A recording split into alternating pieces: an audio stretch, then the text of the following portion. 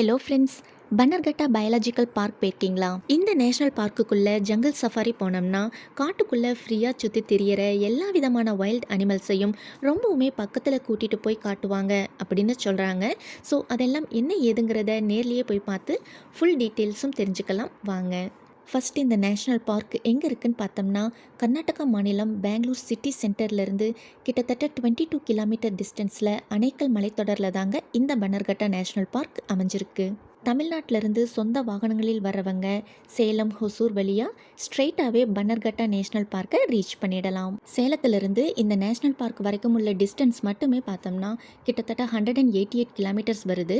So காரில் வரோம் அப்படின்னா டிராஃபிக் அண்ட் ரோட் கண்டிஷன் கிளியராக இருந்தால் சேலத்திலிருந்து எப்படியும் நாம் 5 மணி நேரத்துக்குள்ளே இந்த நேஷ்னல் பார்க்கை ரீச் பண்ணிடலாம். நாங்கள் எங்கே பயணம் செஞ்சாலுமே மினிமம் 2 ஹவர்ஸ் ஒன்ஸாவது ஒரு குட்டி பிரேக் எடுப்போம். அந்த வகையில் திருப்பூர்லேருந்து கிளம்பின எங்களுக்கு கிட்டத்தட்ட 305 கிலோமீட்டர் டிஸ்டன்ஸில் இருக்கக்கூடிய இந்த நேஷ்னல் பார்க்கை ரீச் பண்ணுறதுக்கு 8 ஹவர்ஸ் தேவைப்பட்டுச்சு by car at normal speed. காருக்கு பெட்ரோல்னு பார்த்தோம்னா up and down 25 to 30 litres வரைக்கும் போட வேண்டியது இருந்தது. இதே மாதிரி நீங்கள் கிளம்புற இடத்துலேருந்து இந்த நேஷ்னல் பார்க்குக்கு உண்டான டிஸ்டன்ஸை பொறுத்து உங்களுக்கு தேவைப்படுற ட்ராவல் டைம் அண்ட் ஃபியூயல் எக்ஸ்பென்சஸை கேல்குலேட் பண்ணி பார்த்துட்டு அதுக்கு தகுந்த மாதிரி உங்களோட ட்ரிப்பை நல்லா பக்காவாக பிளான் பண்ணிக்கோங்க. திருப்பூர்லேருந்து பன்னர்கட்டா நேஷ்னல் பார்க்குக்கு இடையில இருக்கிற டோல் பிளாசாஸில் காருக்கு அப் அண்ட் டவுன் அப்ராக்சிமேட்டாக 700 ருபீஸ் வரைக்கும் பே பண்ண வேண்டியதாக இருந்தது.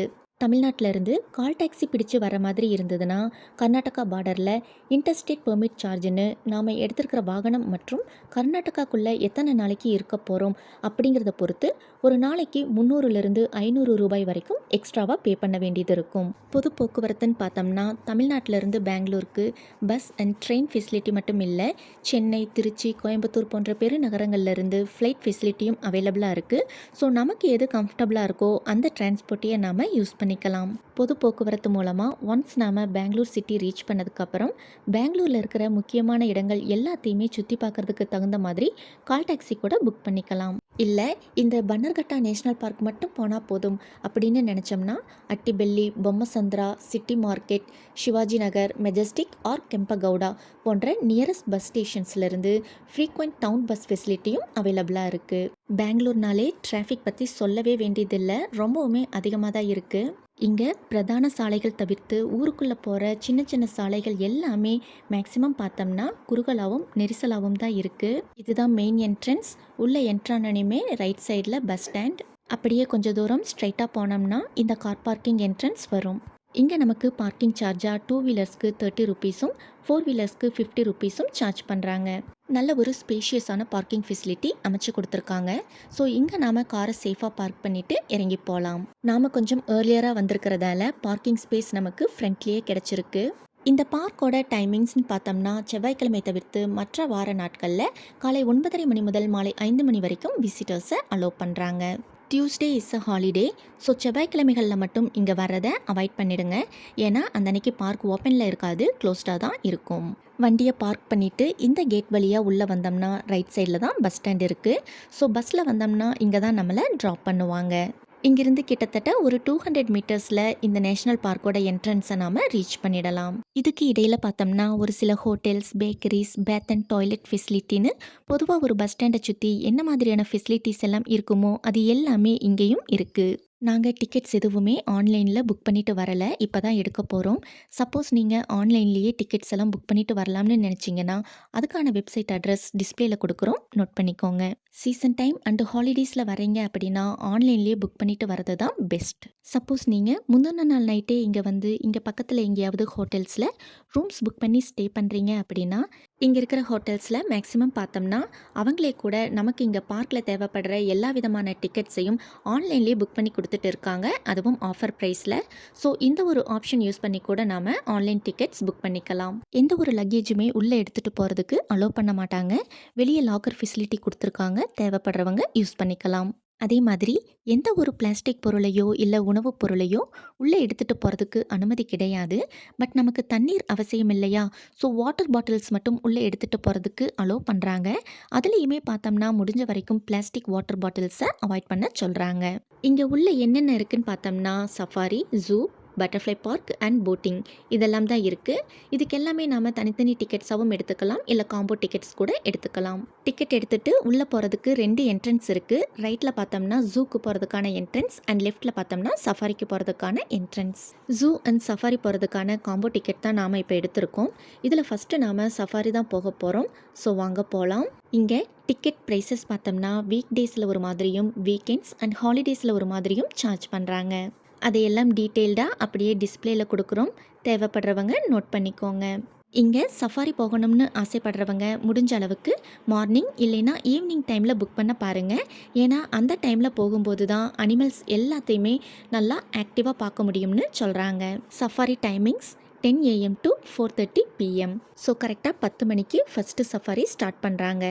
ஏசி அண்ட் நான் ஏசி பஸ்ஸஸ் ரெண்டுமே இருக்குது இல்லையா?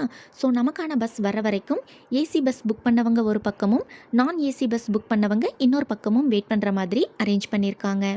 நாம் புக் பண்ணியிருக்கிறது நான் ஏசி பஸ் தான். இங்கே தான் நம்மளை வெயிட் பண்ண சொல்லியிருக்காங்க. ஆன்லைனில் முன்னாடியே டிக்கெட்ஸ் புக் பண்ணாட்டியும் கூட காலையில் நேரத்திலே வந்து டிக்கெட்ஸ் எடுத்ததால் ஃபஸ்ட்டு பேட்ச்லேயே சஃபாரி போகிறதுக்கான சான்ஸ் நமக்கு கிடச்சிருக்கு.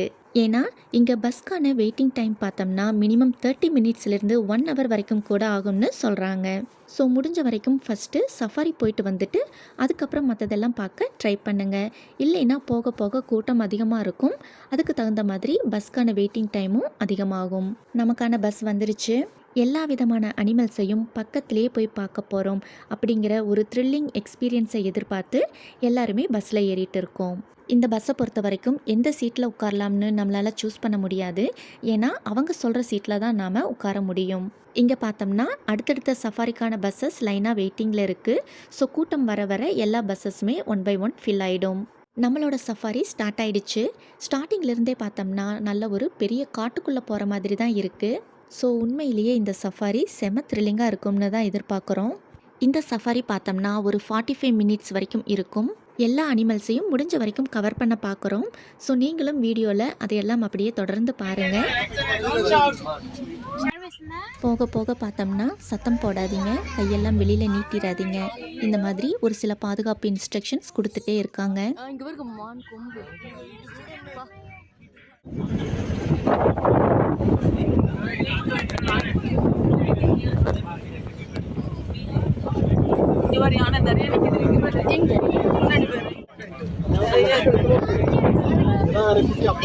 டென்ஷன் ஆயிடும்.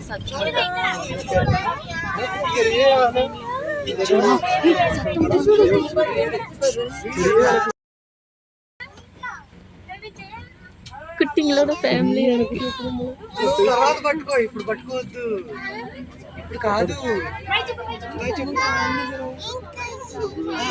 బాయ్ చెప్పు టాటా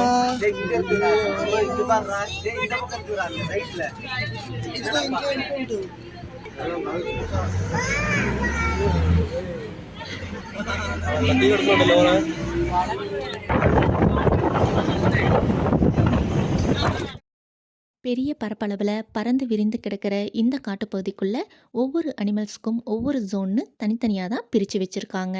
அப்படி ஒரு அனிமல் ஜோன்லேருந்து இன்னொரு அனிமல் ஜோனுக்குள்ளே நாம் என்டர் ஆகும்போது எந்த ஒரு அனிமலும் தன்னோட ஜோன்லேருந்து மற்ற ஜோனுக்குள்ளே போயிடக்கூடாது அப்படிங்கிறதுக்காக ஒவ்வொரு என்ட்ரன்ஸ்லேயும் இந்த மாதிரி ஒரு பெரிய பாதுகாப்பு கூண்டை அமைச்சிருக்காங்க. இந்த பாதுகாப்பு கூண்டுக்குள்ளே பார்த்தோம்னா நல்ல ஒரு பெரிய பஸ் உள்ளே நிற்கிற அளவுக்கு வடிவமைச்சிருக்காங்க. கூண்டுக்கு முன்னாடியும் பின்னாடியும் 2 பெரிய ஸ்லைடிங் கேட்ஸ் இருக்குது. ஃபர்ஸ்ட் கேட் ஓப்பன் பண்ணி ஒன்ஸ் இந்த பஸ் உள்ளே என்டர் ஆனதுக்கப்புறம் அந்த கேட்டை அடைச்சதுக்கப்புறம் தான் நமக்கு முன்னாடி இருக்கிற இன்னொரு கேட்டை ஓப்பன் பண்ணி விடுறாங்க அடுத்த அனிமல் ஜோனுக்குள்ளே நாம் என்டர் ஆகிறதுக்கு.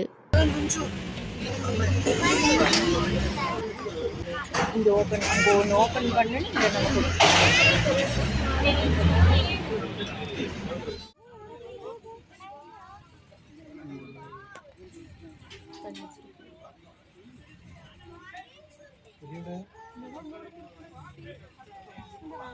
அங்க பாருங்க, அங்க பாருங்க, அங்க மேல இருந்து ஒண்ணு வருது. ஐயோ நிறைய இருக்கு, அங்க பாருங்க, இன்னொன்னு அங்க இருந்து வருது, அங்க விரட்டி விடுறாங்க அங்க இருந்து.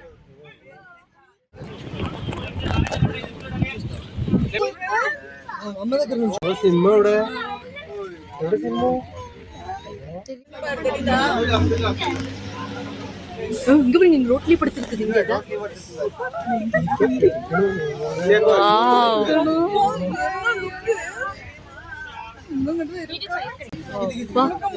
எப்படி பாக்குது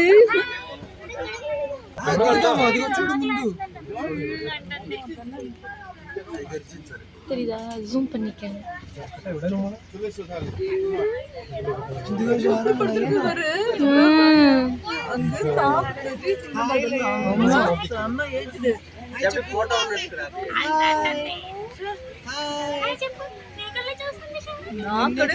பழம் துருதுருன்னு எனக்கு எந்திரிச்சு வந்தேன்னா தெரியுங்கிற மாதிரி செடி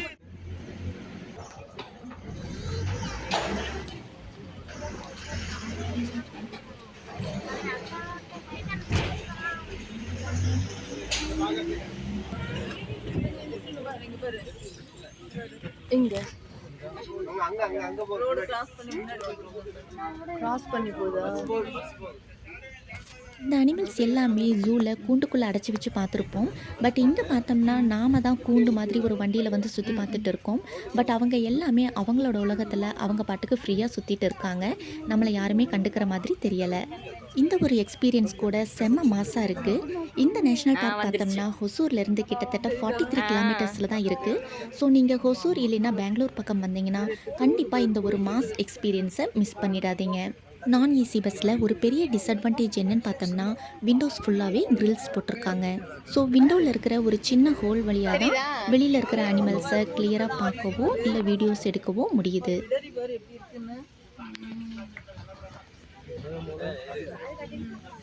ஸோ எல்லா அனிமல்ஸையும் நீங்கள் கிளியராக பார்க்கணும், ஃபோட்டோஸ் அண்ட் வீடியோஸ் எல்லாம் எடுக்கணும் அப்படின்னா ஏசி பஸ் தான் உங்களுக்கு ஒரு பெஸ்ட் ஆப்ஷனாக இருக்கும்.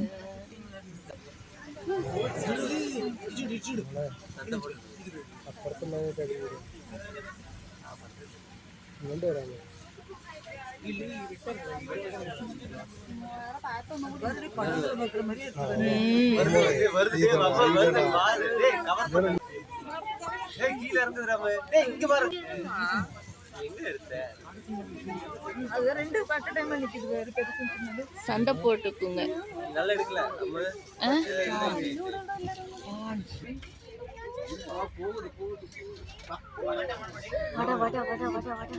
அது தலையாட்டுது வேண்டாம் வேண்டாம்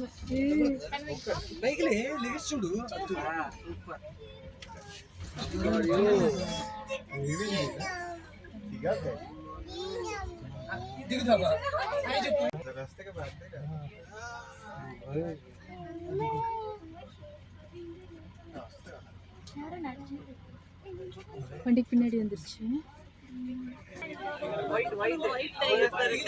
உள்ள ஒரு டைகர் இருக்கு. இங்க போகுது இங்க போகுது. பண்ணிட்டேன்